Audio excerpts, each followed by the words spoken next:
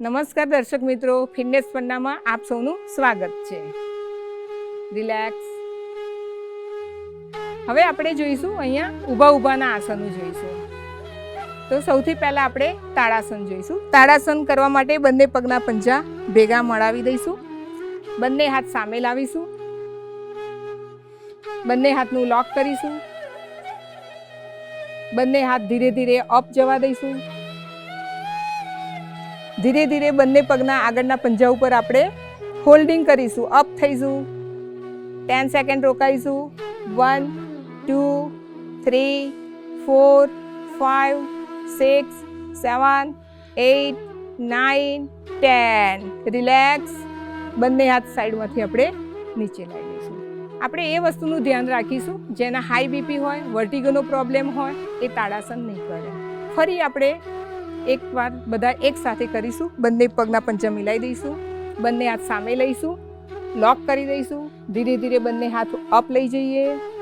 ધીરે ધીરે આગળના પંજા ઉપર આપણે અપ ઉઠીશું. 5 સેકન્ડ હોલ્ડ કરીશું. 1 2 3 4 5. રિલેક્સ.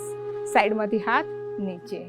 હવે તમે જાણો છો તાડાસન કરવાથી શું લાભ થાય? તો બાળકોની ઊંચાઈમાં વધારો થાય છે, ગેસ એસિડિટીનો પ્રોબ્લેમ દૂર થાય છે, તમારા થાઇસના મસલ્સ મજબૂત થાય છે. હવે આપણે જોઈશું બીજું આસન જોઈશું, તિર્યક તાડાસન. એની અંદર બંને પગ વચ્ચે 2 ફૂટનું અંતર કરી દઈએ. એ જ પોઝિશન, બંને હાથ આગળ લાવીશું. આની અંદર પણ જેને હાઈ બીપી હોય, વર્ટિગોનો પ્રોબ્લેમ હોય અને જેને શસ્ત્રક્રિયા કરાવી હોય પેટની અંદર, એ નહીં કરે વ્યક્તિ, અને ગર્ભવતી મહિલા નહીં કરી શકે. હવે બંને હાથને રોટેટ કરીશું. અપ લઈ જઈશું. હવે આપણે બધા રાઈટ સાઈડ ઝૂકીશું, એટલે કે જમણી સાઈડે થોડાક ઝૂકીશું. અહીંયા આપણે હોલ્ડ કરીશું 10 સેકન્ડ. 1 2 3 4 5 6 7 8 9 10. શ્વાસ ભરતા ભરતા રિલેક્સ. મિડલમાં આવી જઈશું. એ જ રીતે આપણે લેફ્ટ સાઈડ ઝૂકીશું. અહીંયા પણ આપણે 10 સેકન્ડ હોલ્ડ કરવાનો છે. 1 2 3 4 5 6 7 8 9 10. શ્વાસ ભરતા ભરતા મિડલમાં રિલેક્સ થઈ જઈશું. બંને પગ ભેગા લઈ જઈશું. હવે આપણે આ કર્યું હતું તિર્યક તાડાસન. તો તિર્યક તાડાસનથી શું ફાયદો થાય? તો તિર્યક તાડાસનથી આપણે ગેસ એસિડિટી, કફ કબજિયાત દૂર થાય છે. સવારે વહેલા ઉઠીને આપણે પાણી પીવાનું. જેના કબજિયાતનો પ્રોબ્લેમ હોય એ સવારે 9 સેકું પાણી પીશે, પછી એ તાડાસન કરશે. તાડાસન પછી તિર્યક તાડાસન કરશે તો ઓટોમેટિક એના આંતરડાની અંદરથી મળ છૂટો પડશે અને એને કબજિયાતનો જે પ્રોબ્લેમ છે એ દૂર થશે. હવે આપણે જોઈએ ત્રીજું આસન જોઈશું, અર્ધકટી ચક્રાસન જોઈશું. બંને પગ બાજુમાં કરી દઈશું. બંને હાથ શ્વાસ ભરતા સામે. બધા જ આપણે રાઈટ સાઈડ ફરવાનું છે. તો રાઈટ સાઈડ શ્વાસ છોડતા છોડતા રાઈટ સાઈડ જઈશું. ધીરે ધીરે કમર ટ્વિસ્ટ થશે. કમર પરની ચરબી ઓછી થાય છે. ખભાની ચરબી ઓછી થાય છે. ખભા મજબૂત બને છે. છાતીનો વિકાસ થાય છે. હવે શ્વાસ ભરતા ભરતા ભરતા મિડલમાં આવીશું. એ જ રીતે શ્વાસ છોડતા છોડતા લેફ્ટ સાઈડ જઈશું.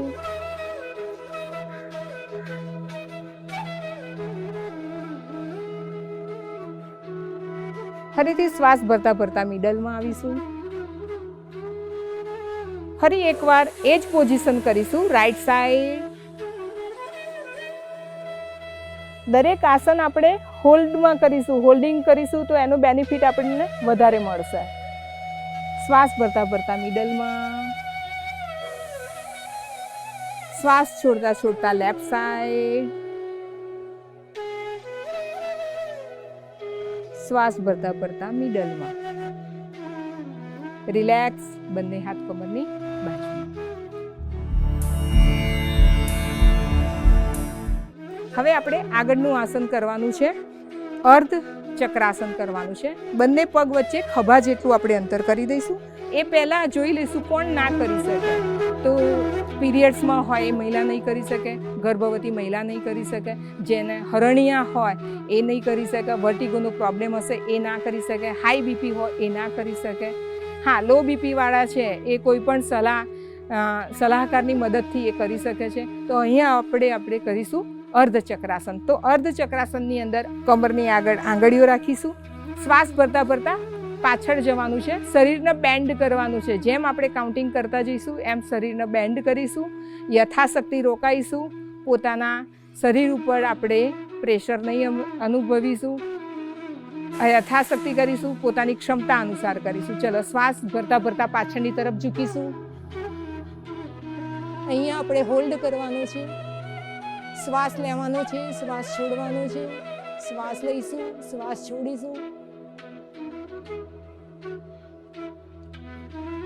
શ્વાસ ભરતા ભરતા રિલેક્સ. ફરી એકવાર કરીશું.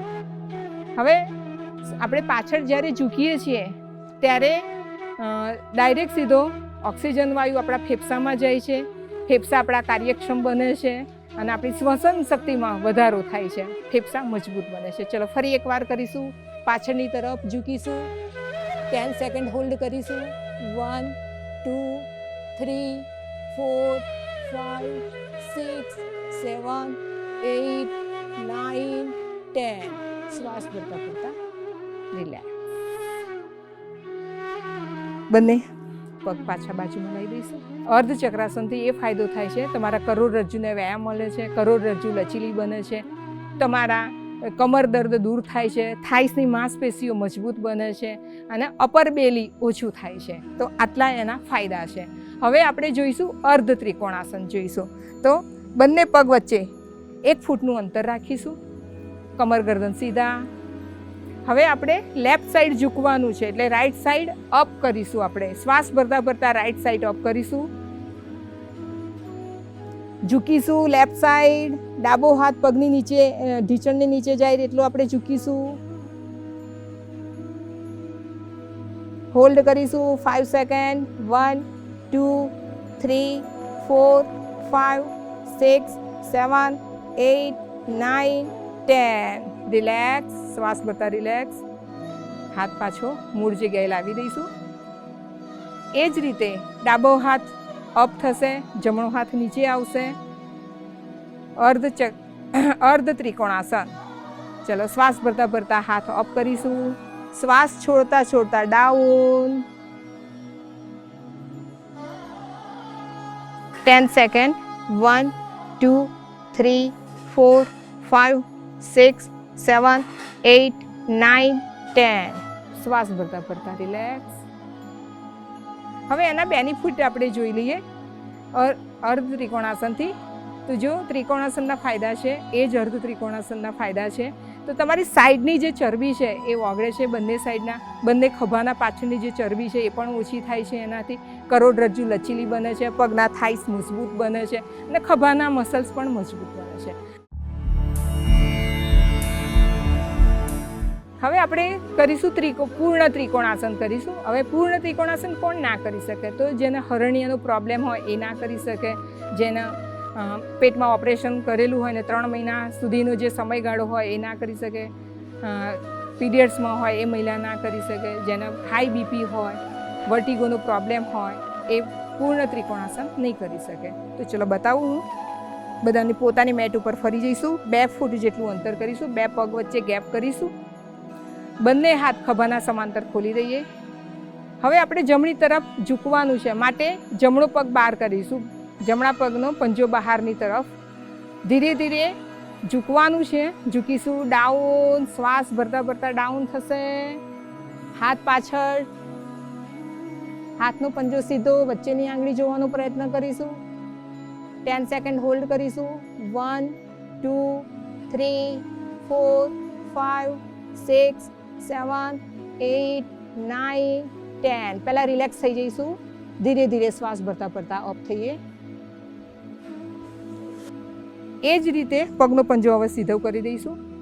હવે લેફ્ટ સાઈડ આપણે ઝૂકવાનું છે, તો લેફ્ટ સાઈડનો પંજો આપણે બહાર રાખીશું અને લેફ્ટ સાઈડ ઝૂકીશું. ધીરે ધીરે શ્વાસ ભરતા ભરતા ઝૂકો નીચે, વચ્ચેની આંગળી જોવાનો પ્રયત્ન કરીશું. 10 સેકન્ડ રોકાઈશું. 1 2 3 4 5 6 7 8 9 10. રિલેક્સ, બોડી રિલેક્સ કરો, પછી અપ થઈશું. બંને પંજા પાછા, બંને પગ ભેગા કરી દઈશું, બંને હાથ નોર્મલ સ્થિતિમાં. ત્રિકોણાસન કરવાથી શું ફાયદો થાય? તો ત્રિકોણાસન કરવાથી તમને કમર દર્દમાં રાહત મળે છે, થાઈસના પ્રોબ્લેમ હોય એ દૂર થાય છે, પેટના ગેસ, એસિડિટી, કફ, કબજિયાત દૂર થાય છે, કરોડરજ્જુ લચીલી બને છે, ગરદનના જે સર્વાઇકલનો પ્રોબ્લેમ હોય છે મહદ અંશે એ પણ દૂર થાય છે ત્રિકોણાસન કરવાથી, અને આપણું શરીર એકદમ ત્રિકોણા જેવું બને છે. તો એટલા માટે એને ત્રિકોણાસન કહેવામાં. ફરી એકવાર કરી લઈશું ત્રિકોણાસન. ચલો, બંને પગ વચ્ચે 2 ફૂટનું અંતર, બંને હાથ ખભાના સમાંતર ખોલી દઈએ. રાઈટ સાઈડનો પંજો આપણે બહાર કાઢીશું, રાઈટ સાઈડ ઝૂકવાનું છે. ધીરે ધીરે શ્વાસ ભરતા ભરતા નીચેની સાઈડ ઝૂકીશું. 5 સેકન્ડ હોલ્ડ કરીશું. 1, 2, પાછળથી પગ એકદમ સીધા ટાઈટ. 1, 2, 3, 4, 5. પહેલાં બોડીને રિલેક્સ કરો. ધીરે ધીરે અપ થઈશું. પગનો પંજો સીધો કરી દઈશું. હવે આપણે લેફ્ટ સાઈડ ઝૂકવાનું છે, માટે લેફ્ટ સાઈડનો પંજો બહાર, અને ધીરે ધીરે શ્વાસ ભરતા ભરતા નીચેની તરફ ઝૂકો. સરસ, વેરી ગુડ, ખૂબ સરસ ટ્રાય. ગુડ. 5 second hold. 1, 2, 3, 4, 5. શરીરને પહેલાં રિલેક્સ કરો. ધીરે ધીરે અપ થયા પછી પગનો પંજો સીધો કરી દઈશું. ફરી પાછા બંને પગ ભેગા કરી દઈશું. હવે આગળનું આસન આપણે કરીએ. મયુરાસન જેવો પોઝ કરીશું અમે. ચલો, જમણો પગ વચ્ચે, ડાબો પગ બધાએ અપ કરીશું. ધીરે ધીરે બોડીને નીચે લાવીશું. અપ. 1, 2, 3, 4, 5. રિલેક્સ. એ જ રીતે ડાબા પગને બરાબર સ્થિર રાખીશું. બંને હાથ. ચલો, ધીરે ધીરે શરીરને નમાઈશું. 5 સેકન્ડ હોલ્ડ કરીશું. 1, 2, 3, 4, 5. શ્વાસ ભરતા રિલેક્સ. હવે આ પણ જેને હાઈ બીપીનો પ્રોબ્લેમ છે, ગર્ભવતી મહિલા છે, પીરિયડ્સમાં મહિલા છે, જેને ચક્કર આવે છે એટલે કે વર્ટિગોનો પ્રોબ્લેમ છે, એ આ આસન નહીં કરી શકે. અને આ આસન કરવાથી તમારા શરીરનું બેલેન્સ રહે છે. આ બેલેન્સિંગનું આસન છે. શરીરનું બેલેન્સ રહેવાથી તમારામાં એક પ્રકારની ઉર્જા ઉત્પન્ન થાય છે. હવે આપણે આગળનું આસન કરીશું પાદહસ્તાસન. તો પાદહસ્તાસન કોણ ના કરી શકે?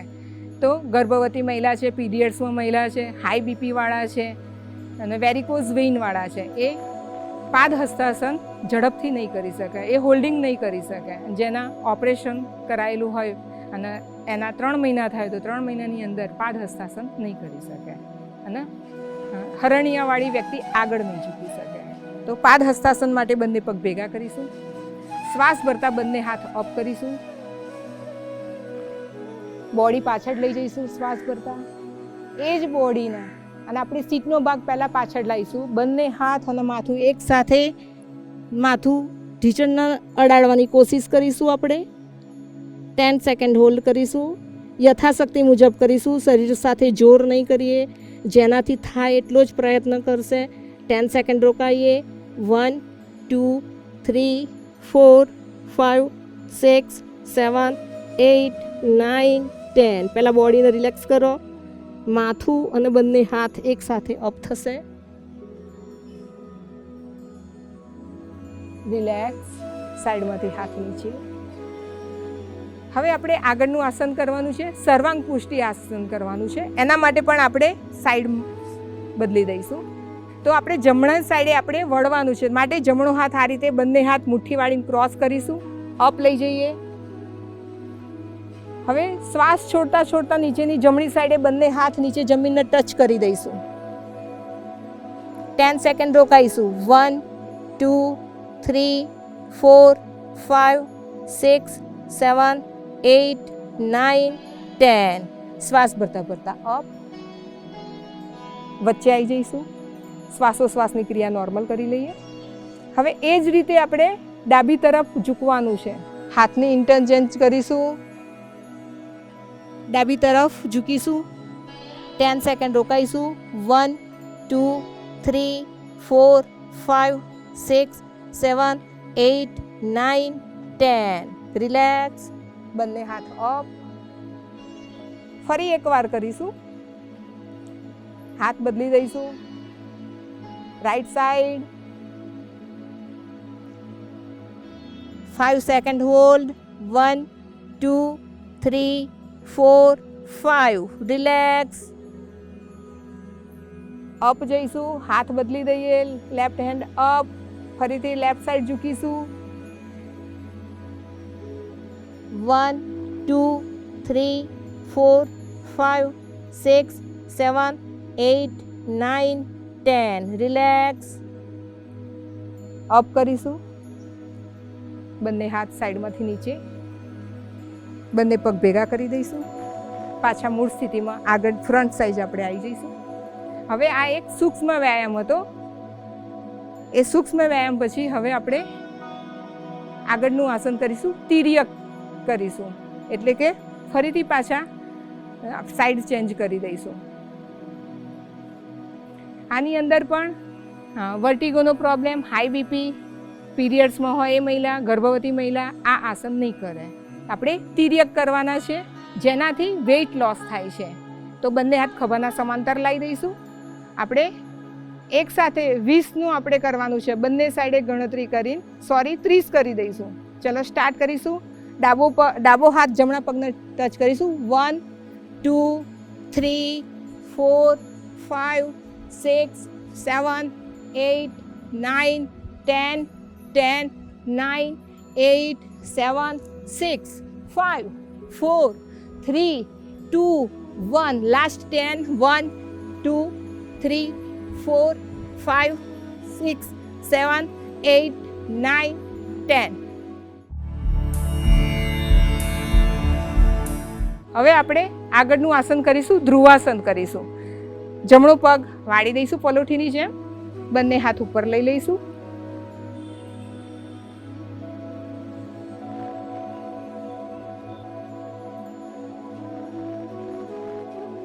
રિલેક્સ. હવે ડાબા પગે કરીશું.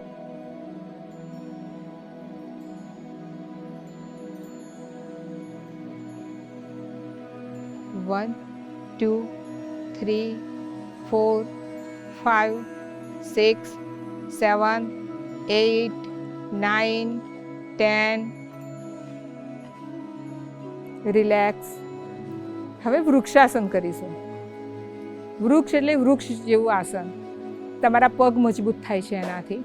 ક્યારે પણ પગ નબળા પડતા નથી વૃક્ષાસન કરવાથી. પગના થાઈસ મજબૂત બને છે, તમારું શરીર મજબૂત બને છે. કોણ ના કરી શકે? તો એની અંદર પણ આગળ જણાયા એ જ પ્રિકોશન છે કે ગર્ભવતી મહિલા છે, પીરિયડ્સવાળી મહિલા છે, વર્ટિગોવાળા વ્યક્તિ છે, હાઈ બીપીવાળા વ્યક્તિ છે, એ વૃક્ષાસન નહીં કરી શકે. ડાબા પગ સીધો રાખીશું. જમણા પગે કરી દઈશું. આ રીતે હાથેથી પગને ગોઠવી દઈશું. પહેલાં 1 2 3 4 5 6 7 8 9 10 10 9 8 7 6 5 4 3 2 1. રિલેક્સ. હવે આ જ રીતે આપણે ડાબા પગે વૃક્ષાસન કરીશું. જમણો પગ સીધો રાખીશું. ડાબો પગ એના મૂળ સ્થાને આપણે ગોઠવી દઈશું. શરીર સામે કોઈ પણ એક પોઈન્ટ ઉપર આપણે નજર રાખીશું. બંને હાથ ઉપર. રિલેક્સ.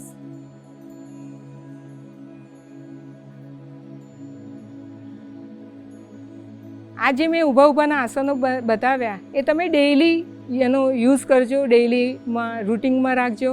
ધારો કે તમારી પાસે ટાઈમ ના હોય તો આજે 2 કરજો, કાલે બીજા 2 કરજો, પછીના દિવસે કરજો. એમ કરીને તમારું એક રૂટિન બનાવજો અને દર રવિવારના દિવસે ખાસ આ બધા જ આસનો ભેગા મળીને કરજો તો તમને ખૂબ ફાયદો મળશે. અને જો તમને વધારે એવી કોઈ સમસ્યા હોય, તમને આવડતું ના હોય, તો તમે તમારા યોગ ટીચર, યોગ કોચની સલાહ લઈ શકો છો. તે સિવાય તમને બીજા કોઈ પ્રોબ્લેમ ઊભા થાય તો તમે ડૉક્ટરનો પણ સલાહ લઈ શકો છો. આવી જ રીતે બીજા નવા આસનો છે, નવી એક્સરસાઇઝ છે, એ બધું જોઈશું ફિટનેસ ફંડાના નેક્સ્ટ એપિસોડમાં. નમસ્કાર. ગુડ મોર્નિંગ દર્શક મિત્રો, હું છું ડૉક્ટર નાઝનીન, ફિઝિયોથેરાપિસ્ટ અને ન્યુટ્રિશન એક્સપર્ટ, અમદાવાદની ફિઝિયો વેલનેસથી. આશા રાખું છું કે આ ગરમીમાં મારા દરેક દર્શક મિત્રો સ્વસ્થ હશે અને મસ્ત હશે, અને પ્રાર્થના કરી કે દરેક વ્યક્તિ તંદુરસ્ત અને સ્વસ્થ રહી શકે. આજનો મારો ટૉપિક છે બ્લડ પ્રેશર એટલે કે હાઇપર ટેન્શન, જે વર્લ્ડ વાઇડ અત્યારે એની ખૂબ જ પ્રોબ્લેમ વધી રહી છે. Young generation, old generation blood પ્રેશરની પ્રોબ્લેમ્સમાં ઝપેટાઈ જાય છે, અને આ બ્લડ પ્રેશરના લીધે ઘણા બધા પ્રોબ્લેમ્સ આગળ જઈને થઈ શકે છે.